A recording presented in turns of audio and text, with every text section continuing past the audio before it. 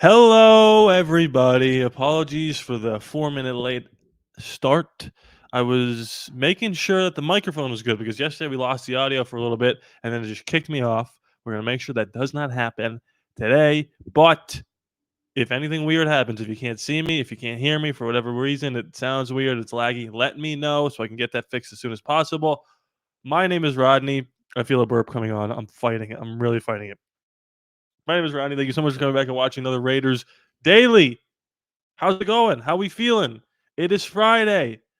I appreciate everybody in the chat watching live, spending a half an hour, give or take, of their Friday evening with me before they go out and hit up the town and party or do whatever you do. Stay in and play board games. Do a little bit of both. We're going to talk about a lot. We're going to evaluate the offseason so far. We're going to talk about how this is probably the best Raiders offseason in a long, long time. Now, is that saying much? I don't know. We'll talk about it. We're going to discuss Geno's contract in length because now there are bits and pieces of the deal, details that are coming out that are very important to talk about that we did not yet know about yesterday. Still in a press conference. I'm assuming that's going to be Monday. Hopefully that is Monday. If you're in the chat, let me know. I see some people there already. We're going to be voting in polls. If you're watching live, thank you so much. If you're watching after the fact on my YouTube channel, hit that like button, comment away. Okay. Let's start this off. And it is the Tom Brady effect. I see that hot mic user, no doubt about it.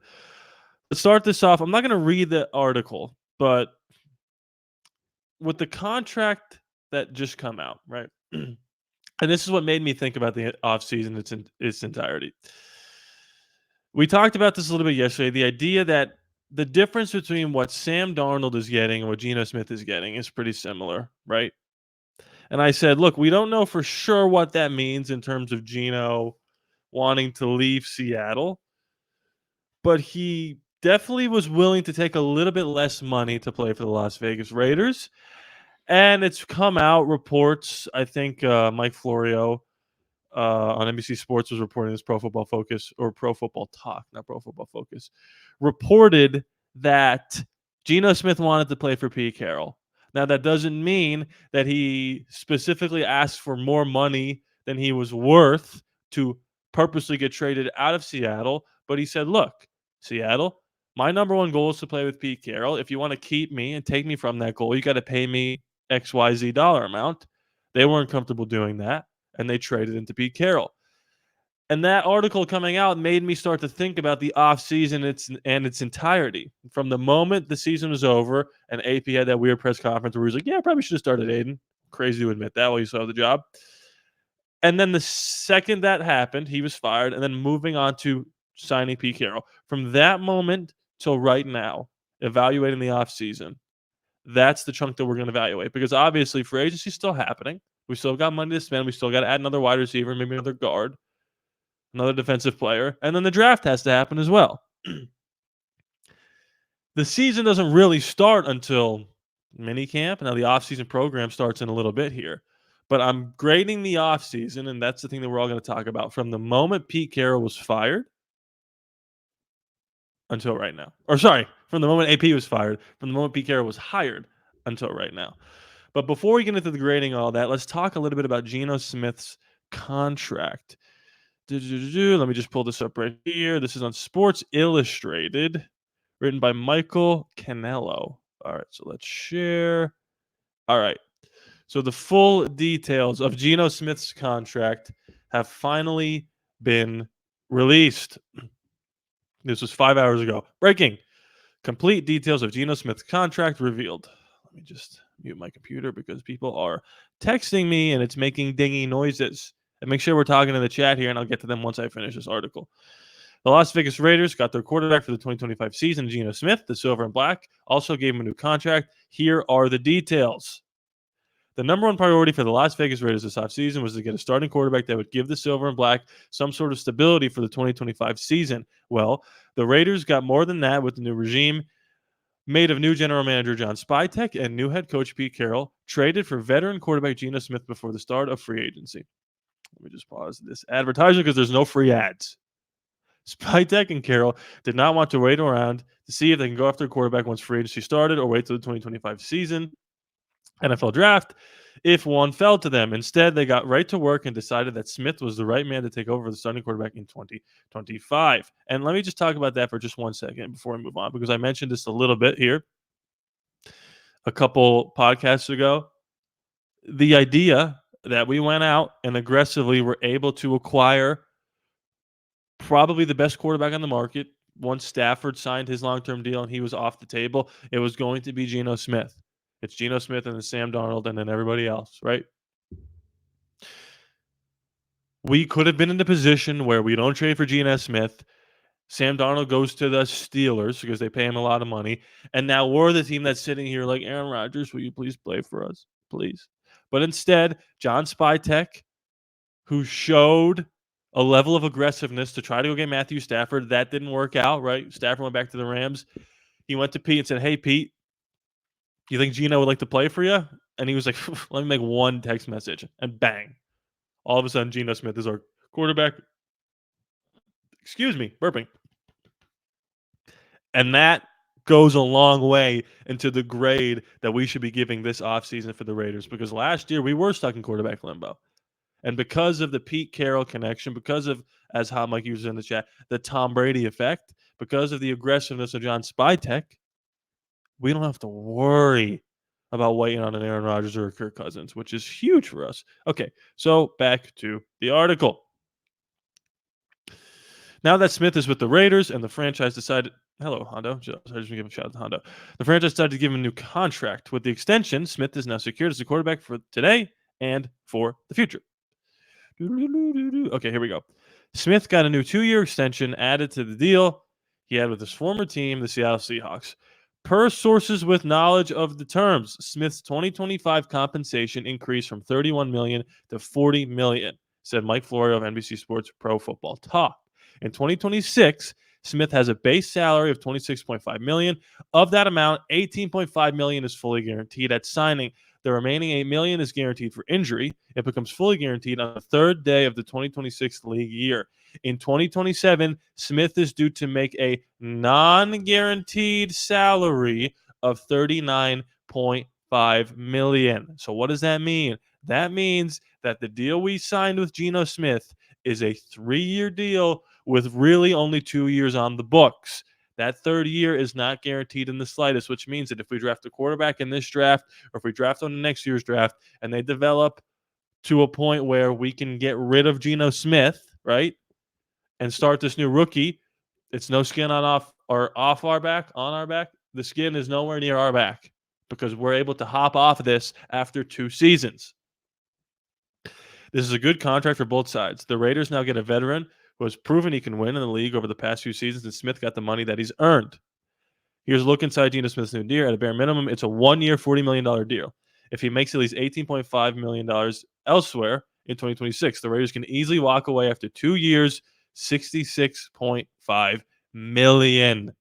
A phenomenal deal cooked up by Spytek in the front office. The Raiders can still be in line to draft a quarterback in the upcoming draft and let the rookie sit behind Smith and learn from him. Smith was the right fit for the Raiders because the new regime did not want to start a rookie right away out of college. Smith gives the Raiders a great chance to turn it around in 2025. So now that we know, right, the complete details of the contract, that it's essentially a 1-year, $40 million deal until he's healthy the third league year or the third day of the new league year 2026. It becomes a 2-year, $66.5 million deal. I don't know if you guys saw Mina Kimes tweeted, or yeah, she tweeted it, but she also said on NFL Network, and she's a big Seahawks fan. The Raiders are paying below average quarterback money to an above average quarterback. Like, there's no need to overthink the grade on the contract specifically.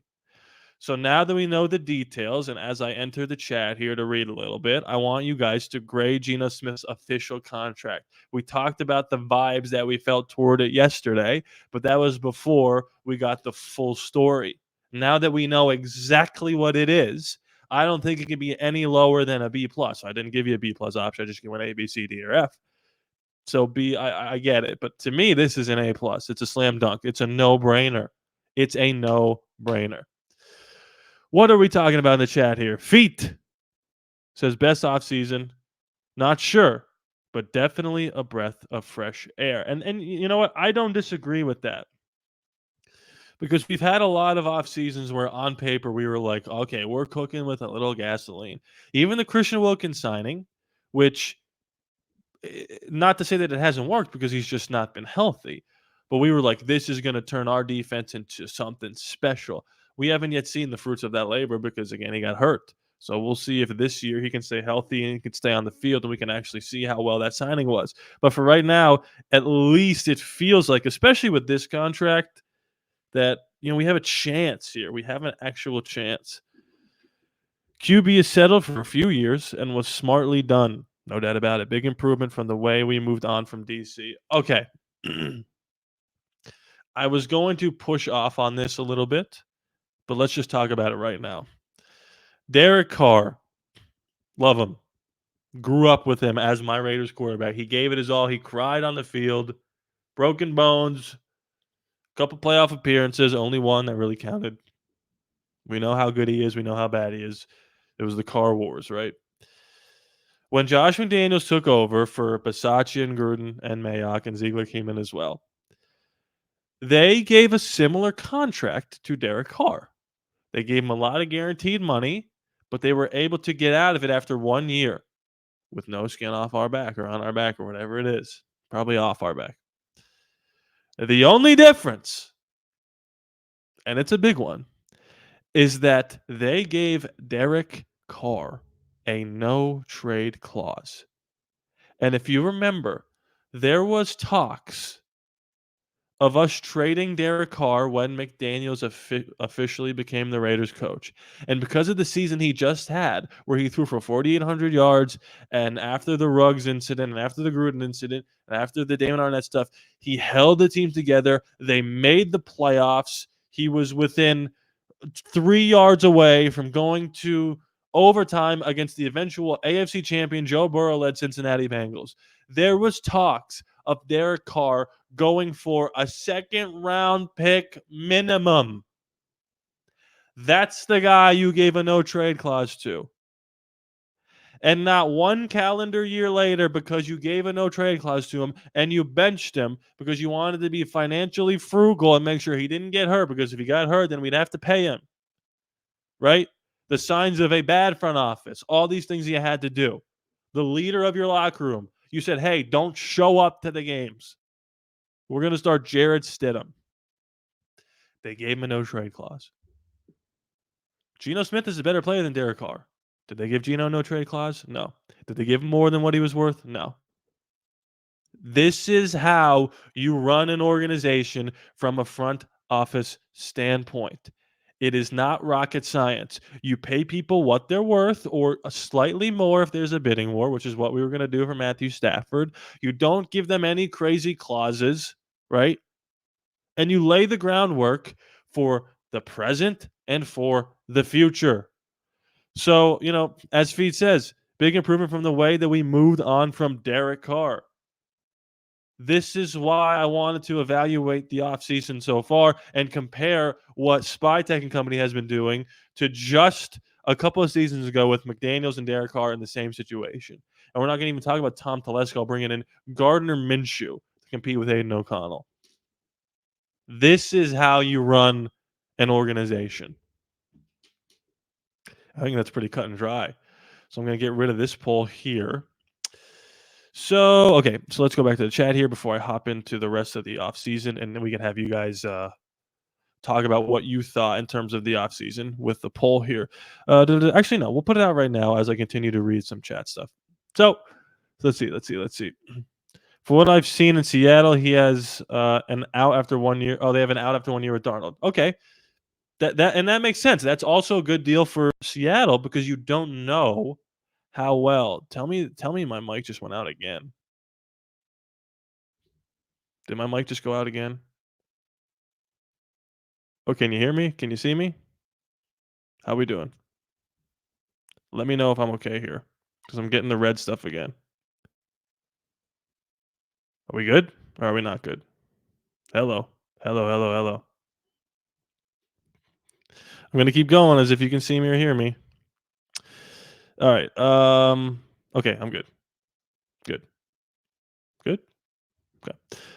Yeah, that makes sense for them to have an out after Sam Darnold, right? Because you don't know how well he's going to be. Okay, I am good. Wow. Okay. It's telling me I'm not good. All right, I'm gonna keep going. Okay.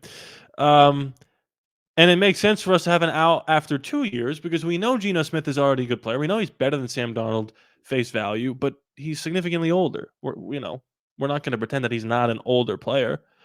Um, so is this the best offseason the last 5 years? If we go back, we've had the Telesco AP offseason. Before that, we've had a couple of McDaniel Ziegler's offseasons. And before that, we have the Gruden, Mike Mayock, who was even signing people. The thing with the Gruden Mayock situation was you just never knew who was actually making the decisions. Like Gruden had final say.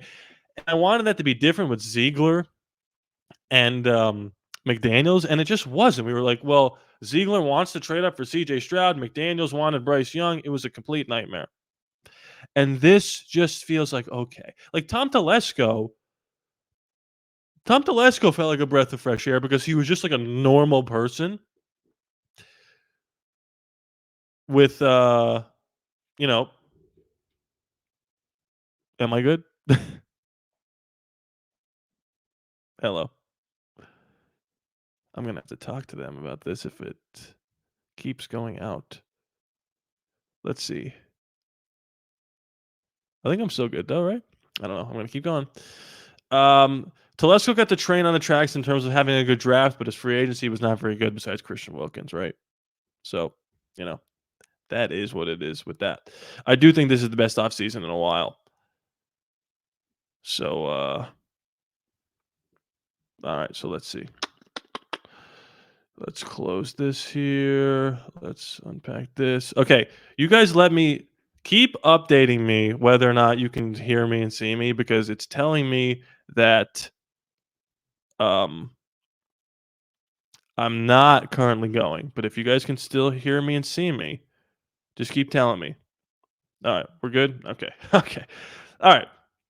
Last thing I want to do here because I do think that this is the best offseason we've had in a long, long time is I want to just look into the future a little bit because I was reading the article that talked about Geno's contract and it had our wins and losses, right? And it had 2 wins and had a million losses. And then it had 2 more wins. Remember we went 4 and whatever last year. 4 and 13. God, we went 4 and 13. Jeez. And I was thinking, now that we have Geno Smith as our quarterback, now that we have Pete Carroll as our head coach and Chip Kelly calling the plays, I wanted to look ahead into the future here a little bit because DraftKings, they're the first betting site to have our over under out. And I don't know if anybody knows what the over under is. Pop quiz, what is it? I'm going to stall for a little bit here and I'm going to talk about why I think we can hit that over. I don't want to say it right now. I'm going to give you a little bit more time. I guess I'll say it right now because if I see you say it, there'll be a delay. Our over under set at 6.5 wins, which I think is what it was last year.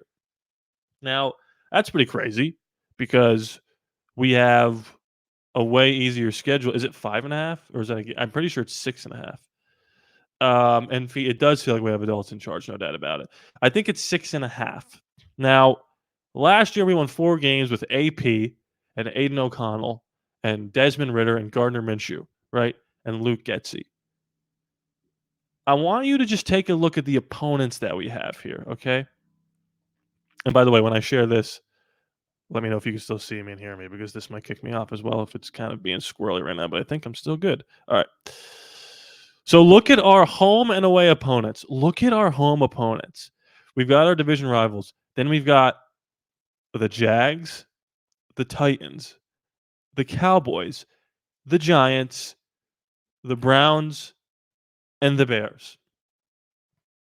We should have at least bare minimum the quarterback advantage for I mean, you would think Geno's still better than Bo Nix. At this point, He's better than Trevor Lawrence. He's gonna be better than whoever the Titans have. Like, even if Cam Ward is really good, Cam Ward's not gonna blow the doors off you. There's an argument that Dak is a little bit better, I guess. Russell Wilson or Jameis, no thank you. The Browns have no idea what they're doing at quarterback, and Caleb Williams is a question mark. And then the away opponents, again, you've got our division. You've got the Houston Texans, who are up and down. The Colts, who are not very good. The Eagles, Super Bowl champions. The Commanders, awesome. And the Patriots, who are up and down as well.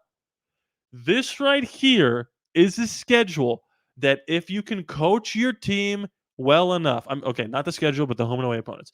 If you can coach up some players to reach their potential, if Geno Smith plays 90% what he's been able to do in Seattle, and if you can address the run game, because our defense is already good, we know this. With Patrick Graham, it's going to be baseline good. There's a lot of potential wins to be had on this. Now, look, a lot of these teams can completely flip the script and be better than we think. The Commanders did it last year. This could be the Browns. This could be the Giants. Who knows, right? The Giants draft Travis Hunter, and now they got Travis Hunter and Neighbors, and they've got some weapons out there, right? You never know. But let's just pretend, for the sake of argument, right? Let's just pretend that we split every division game. Split with the Broncos, split with the Chargers, split with the Chiefs. Okay? So that's 3 wins right there. Now you've got the entirety of the AFC South, right? These 4 right here. Let's split with those, okay? So you've got 3 wins, 4 wins, 5 wins. Now you've got 3 teams picking in the top 4, okay? You're already at 5 wins. You need to win 2 of those games to get to 7. So now you're at 6, 7. You don't know what you're going to get out of the Bears or the Cowboys. And that could be, you split those games and now you're at 8 wins. You're going to have to find a way to win a couple games you're not supposed to. But Geno Smith in Seattle was winning games all the time that they didn't think they could win. Nobody thought that Geno Smith and Pete Carroll were going to continue to do what they were doing with Russell Wilson there. And they were better with Geno Smith than without him. So I think there's a real chance here that we at least hit the over-under here.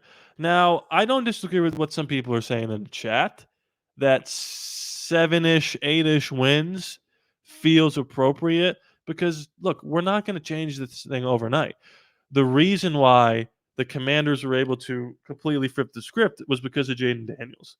Unless Geno Smith has a Rich Gannon-type season with us, which I don't see happening, but that's okay. We have realistic expectations here, especially after last year when a lot of us, including me, bought the Kool-Aid of AP's going to change this thing.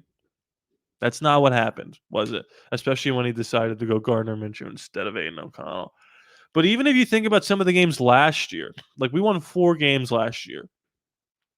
Take this coaching staff that we currently have, put them on the coaching staff of last year, and put Geno Smith as your quarterback instead of Aiden O'Connell or Minshew, whoever. We won 4 games. I think we beat the Chargers week 1. If you remember, we were going to go up like 14-3, and Gardner Minshew threw a pass backwards to nobody. It completely changed momentum in the game. There's 5 wins. We lost to the Matthew Stafford Rams in SoFi by 6 points, where Gardner Minshew got hurt and Aiden O'Connell came in, or I think it was the other way around. Aiden O'Connell got hurt and Gardner Minshew got in. So that's 6 wins right there. We lost to the Falcons, who were just terrible by it was 15-9, right? We lost to the Broncos where we were going to go up 17-3. Gardner Minshew throws a pick 6 at the goal line. That could be 7 wins right there. So we could have had 7 wins last year with Pete Carroll and Geno Smith before adding people like a Landon Roberts, like a Jeremy Chin. Now, those are additive pieces to people that we lost. We're going to have to add in the draft. And that's the way you go from winning 7 games to winning 10 games. Because I agree with what Hot Mike User said, where the home schedule looks pretty okay on paper. The road schedule is not easy. It's not easy to go into Foxborough, no matter how good or bad they are. It's not easy to go into Philadelphia or Washington now, the way that those teams are playing, right? And for whatever reason, we always play the Kansas City Chiefs in Kansas City on the back half of the schedule means it's always colder. Now, Geno Smith, unlike some of the quarterbacks that we've had in the past, like a Jimmy G or a Derek Carr, pretty equipped to play in loud environments in cold weather. He's played in Seattle where it rains all the time and it's windy. And he's played in front of the Legion of Boom. No, he didn't know. What are they called? The 12s. And played in front of the Legion of Boom. I'm sure some of those people were there to watch him, throw the pigskin around a little bit. So I just thought that would be kind of a fun thing. Do the Raiders win over 6 games? Every single person is saying yes, not even if it depends on the draft. The Panther game too. Oh my god! You know what's crazy about that, Swaggy, is obviously we lose week 1, but then we somehow beat Lamar Jackson and the Ravens, and every single Raider fan, including myself, was like, "We can go on a run here." And I live a couple hours from Vegas, and before that game happened, I almost on a whim bought a ticket to that game, drove to Vegas, went to tailgates, vlogged the whole thing, and went to the home opener against the Panthers. And something told me, just kind of hang out, stay home, and don't go. Could you imagine if I wasted hundreds of dollars to travel to Vegas for that game, to watch and witness Andy Dalton turn into Joe Montana meets Steve Young, and absolutely get destroyed? Could you imagine if that was my life and then the next day having to go to work and make a video about that? Dodged a bullet. However, all that to say, I am considering going to the home opener. Now, because of Pete Carroll, because of Geno Smith, I feel like we're going to start this season at home, and I'm going to make a prediction. It's going to be like Monday Night Football, Raiders, Chargers. It's going to be Monday Night Football. Honestly, you know what? That's what it's going to be. I'm stamping it in right now. Monday Night Football Week 1 is going to be Chargers, Jim Harbaugh, Justin Herbert, Khalil Mack. Travel to Las Vegas to face Pete Carroll and Geno Smith and Ashton Genty and the rest of the Las Vegas Raiders. It's going to be Harbaugh v. Pete Carroll, something we haven't seen in, 6 or 7 years. And I might go to that game. I'm absolutely considering going to that game. Risky, extremely risky. But I believe in Pete Carroll. And what Pete Carroll said in his press conference was, we have a responsibility to put the product on the field that you are going to be proud of. But the fans then in turn have the responsibility to not sell their season tickets to out-of-town people, to show up and fill that stadium for every single game. Am I taking you with me? No, you're taking me with you. That's how that's going to work. So, all that to say, evaluating the offseason, it's been an A+ for me. It's been a B+. I would have liked to bring back maybe a Robert Spillane to get in a linebacker. It is what it is. It's definitely been the best offseason of the last group handful of years. Again, that's not saying much, but two things can be true. It's not saying much, but it's also been handled very well because of Tom Brady and Pete Carroll and John Spytek.